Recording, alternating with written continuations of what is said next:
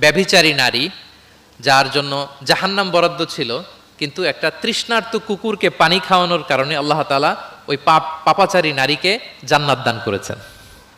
সুবহানাল্লাহ বিহামদি। তার জন্য জাহান্নাম ছিল অবধারিত, কিন্তু একটা তৃষ্ণার্ত কুকুরকে পানি পান করার কারণে তাকে জান্নাত দিয়েছে কে? আল্লাহ সুবহানাহু ওয়া তাআলা। তাও কেমন একটা প্রাণীকে?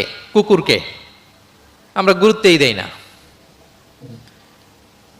সামান্য একটা কুকুরকে দয়া দেখানোর কারণে আল্লাহ তাআলা এই জাহান্নামী নারীকে জান্নাত দান করেছেন। আমরা যদি খেয়াল করি যে আমরা আমাদের সমাজে কুকুর বিড়াল দেখলে কি করি বলেন তো? রাস্তাঘাটে কি করি? দেখি অডিয়েন্সের কাছ থেকে আমি একটু শুনি। কি করি আমরা? তাড়িয়ে দেয়। আর কি করি? ঢিল ছুরি। আর কেউ কেউ খাবার দেয়। মাশাআল্লাহ, এই তো, এটাই তো প্রিয় নবীজির সুন্নাহ, আমরা খাবার দিব। এক্স্যাক্টলি। কিন্তু আমি জানি না কেন যেন বাংলাদেশে কুকুর দেখলে, বিড়াল দেখলে কি করে? তাড়ায় দেয়, ঢিল ছোড়ে, লাথি মারে। এরকম করে না অনেক সময়? অপ্রয়োজনে, কোনো প্রয়োজন নেই এটা করে।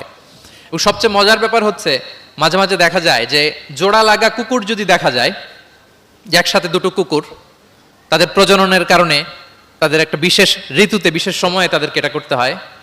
এক অদ্ভুত কারণে মানুষ মানে ক্ষিপ্ত হয়ে ওঠে তাদের প্রতি।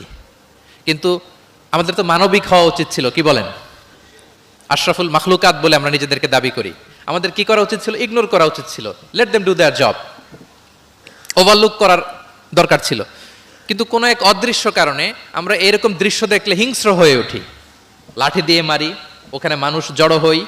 কিন্তু তাদের একটা সফল প্রজননের জন্য, বংশবিস্তারের জন্য এটা প্রয়োজন। তো আমরা যেন এই কাজটা না করি, এরকম নির্মম যেন আমরা কখনো না হই।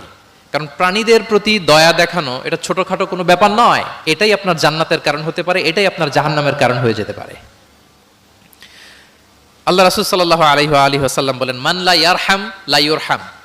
যে ব্যক্তি অন্যকে দয়া দেখায় না, আল্লাহ তাআলা তার প্রতি দয়া দেখায় না। ইরহাম মান ফিল আরদ ইয়ারহামুকুম মান ফিস সামা।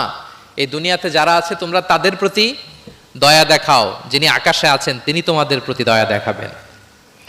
তাহলে এই জমিনে কি শুধু আমরাই থাকি নাকি? না পশু পাখি প্রাণী এগুলোও থাকে? এদের প্রতিও যদি আমরা দয়াদ্র হই, মমতা দেখাই, করুণা দেখাই, আমাদের প্রতিও দয়া দেখাবে কে? এবার আওয়াজ করে বলুন তো, আমরা আল্লাহর দয়া পেতে চাই কি চাই না? সবাই চাই।